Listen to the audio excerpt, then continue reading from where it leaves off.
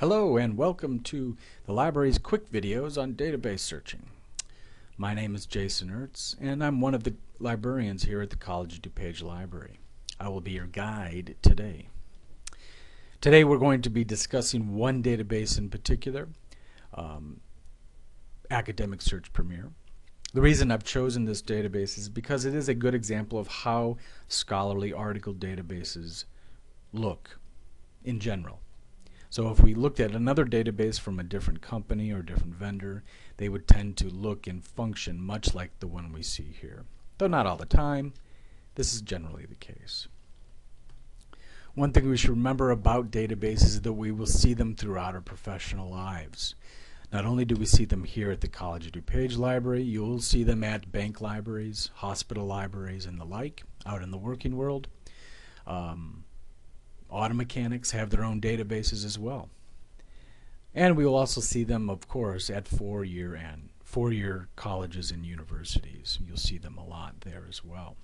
But this is where people get their research from. This is where people publish their research.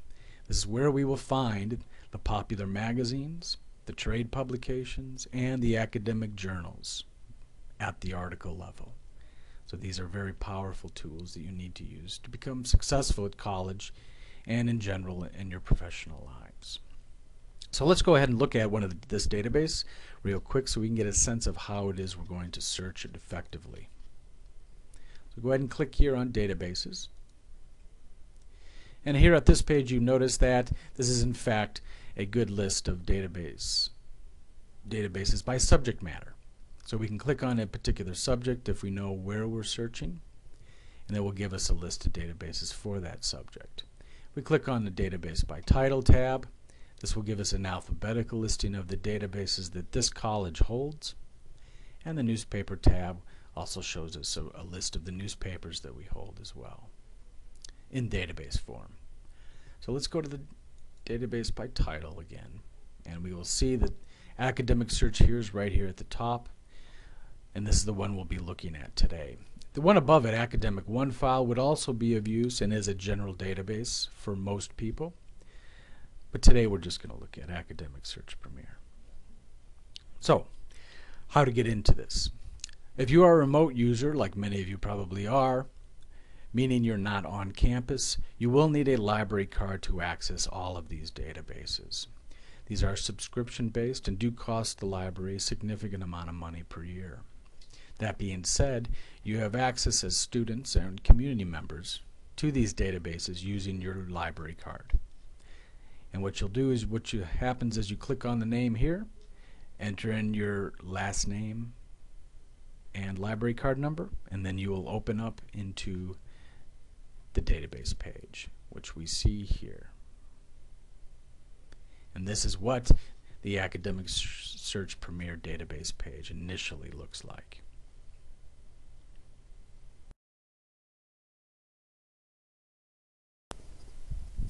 For those of you who are online-only students, you can use the link above to apply for a library card.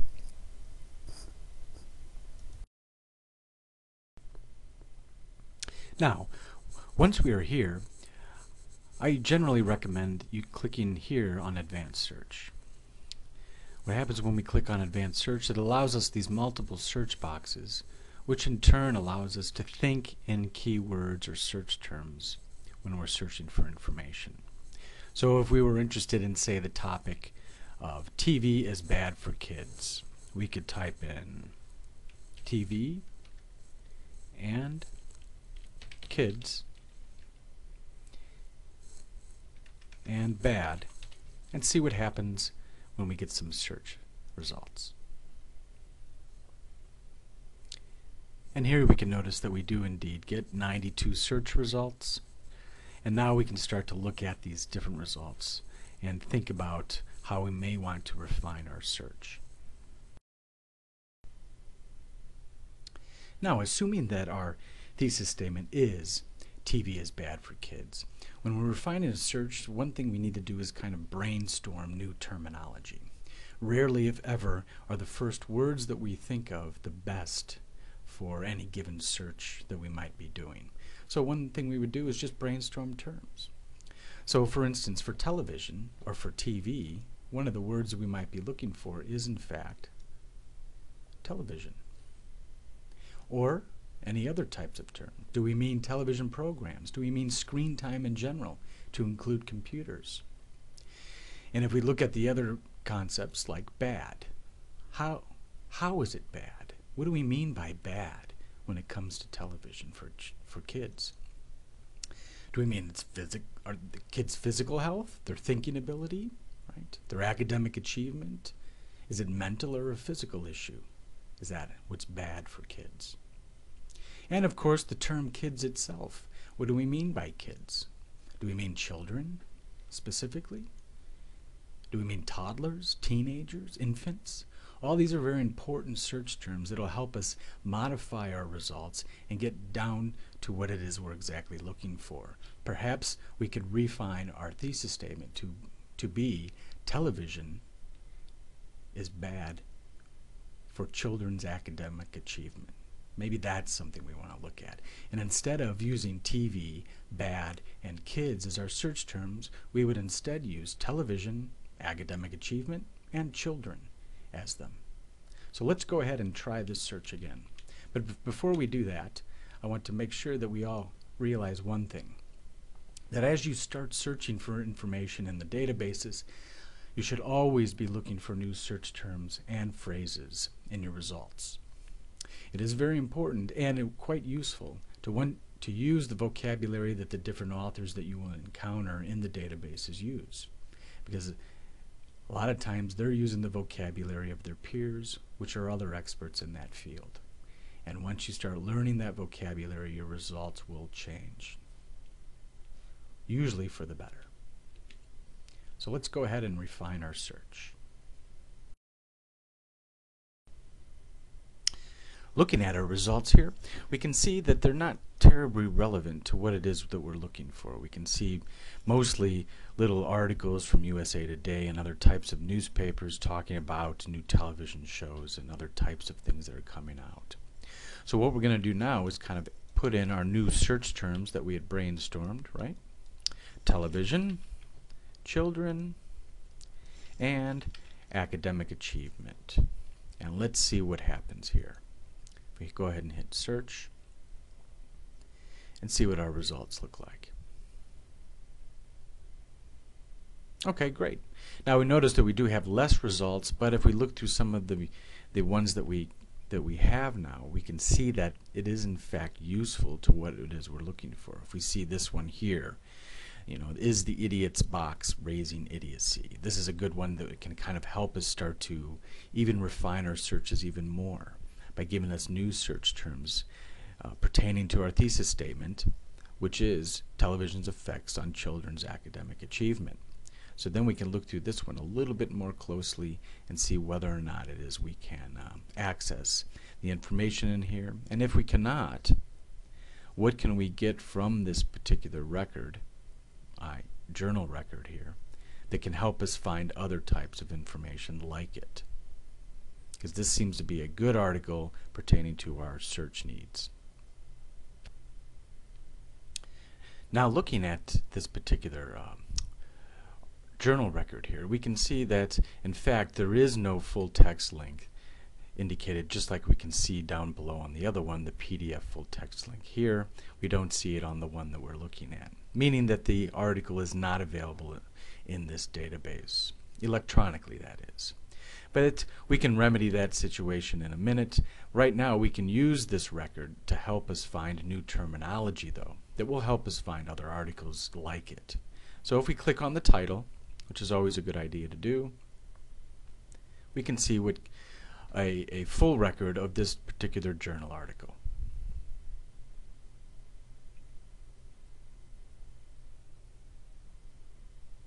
And there we go. We can see that we have the full record of the journal. We can see the title here, authors, what journal it comes from is usually right here under source. And of course we have the abstract.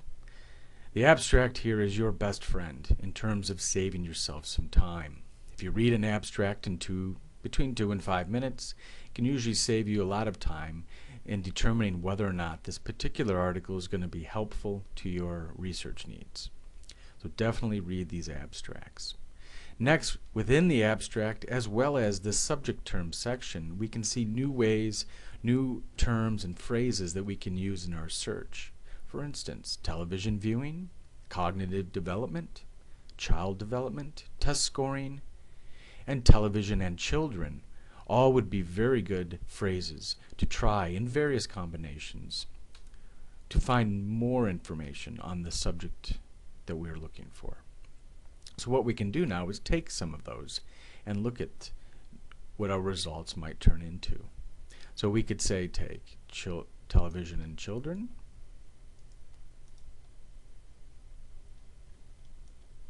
and put it in one line. And maybe say cognitive development as well. We'll use that one. And try this one. And try a new search. And here we have 20 results. The one that we see here at the top is in fact the one we were initially looking at. But now we can see all of the other articles that may be talking about this issue of television's effect on children's cognitive development.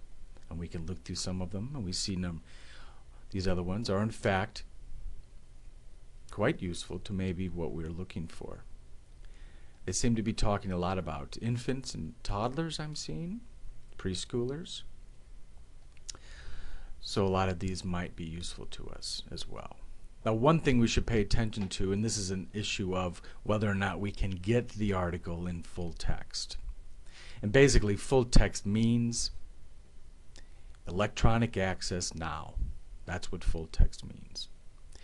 Over here on the right side, or the left side, excuse me, of the database, all we need to do is put a check mark right there in the full text box and click Update. What this is going to do to the database is going to weed out all the articles that we cannot get right now from the database and show us only the ones that we can get. And you can notice here our results of 11. If we look through all of them, you will see the PDF full text length on every single one of these. You might also see HTML full text, but either of them would be useful to you. So now that we found some articles that we can actually use, we can either go in and collect them or, modify our search again if we want to. Sometimes I like to do that again. Even though I maybe never collected any articles, we can change television viewing, cognitive development, and children if we want. How's that? And see what articles we get up. Now, one thing to remember on this search is that full text will maintain itself here. Once we've checked it, we can start looking at different articles to see what's going to be useful to us. So if we look through some of these, maybe these will be useful to us as well, right? And we can do that. Maybe we take children out of the equation and see what comes up, right? All these things we can do. We should always be modifying our search, looking for new ways to say what we're looking for new terminology, right? Maybe attention span is something we want to look into. Cognition. Maybe a whole bunch of other different words we want to search. It's really quite endless. Now, before we leave you, I just want to show you how you might collect one of these articles. There's a couple of ways to do it, both quite simple. Say I want this article here. I click on the title itself or the PDF. And of course, if you know how to collect PDFs, you should be good to go. But if we look at this example here, the PDF is here on the left side, and you can open that up and save it, print it, however you collect your information. So here's what it would look like once it opens up.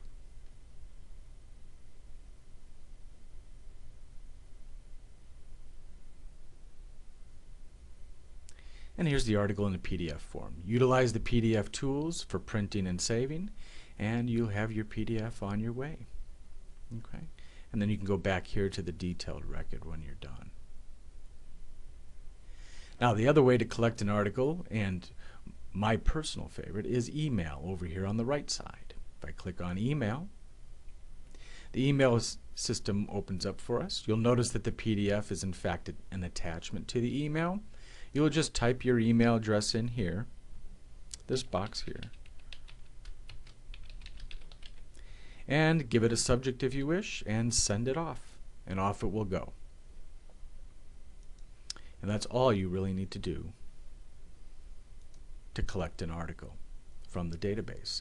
Either the PDF directly or send yourself some emails.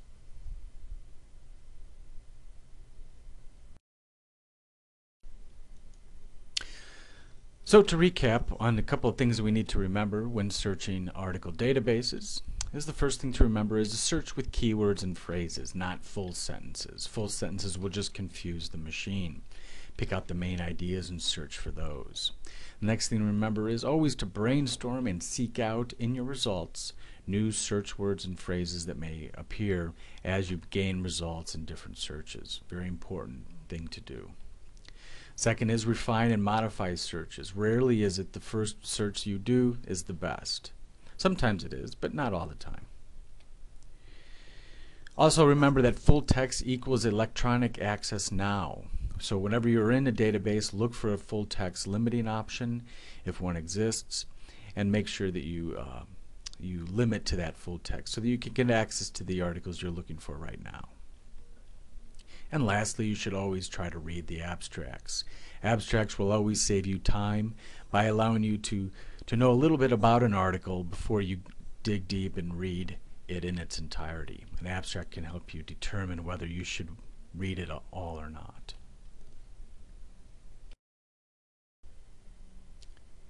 This concludes our short lesson on basic database searching.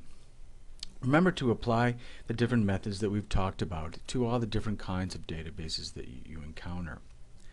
If you need to get a hold of one of us librarians, you can do that here on the library's webpage. Up at the top you can see our phone number for the main reference desk, or you can come and see us, or you can click on Ask a Librarian.